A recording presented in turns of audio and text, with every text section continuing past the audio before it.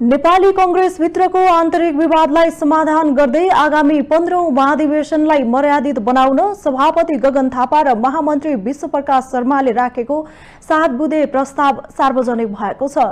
गत जेठ 16 गते अपदस्थ सभापति शेरबहादुर देउवा र तत्कालीन कार्यवाहक सभापति पूर्णबहादुर खड्कालाई आन्तरिक रूपमा पठाइएको उक्त प्रस्तावमा 16 दिनसम्म पनि कुनै जवाफ नआएपछि आइतबार सार्वजनिक गरिएको हो। सबै सँगै बढौं यसरी भन्ने मूल नाराका साथ प्रस्तुत प्रस्तावमा विशेष महाधिवेशन पछिको परिस्थितिलाई सम्बोधन गर्दै पार्टीलाई एकताबद्ध बनाउने रोडम्याप प्रस्तुत गरिएको छ।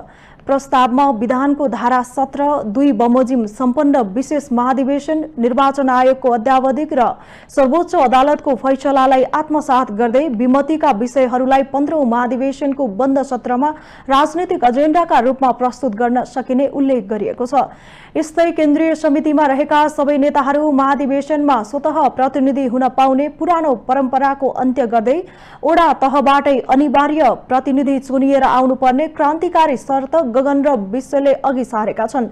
तर उक्त पत्रको संस्थापन इतर पक्षले जवाफ नदिएपछि कांग्रेस भित्रको किचलो तत्काल मत्थर हुने नदेखिएको बताइएको छ।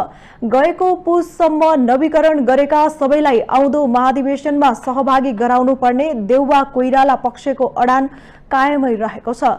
क्रियाशील सदस्यता, अध्यावधिक र नयाँ वितरणलाई कांग्रेसको 15औं महाधिवेशनको मूल कार्यतालिका प्रभावित नहुने गरी समय मिलान गरिदिन केन्द्रीय समितिमा सिफारिस गर्ने पनि समितिको निर्णय रहेको छ।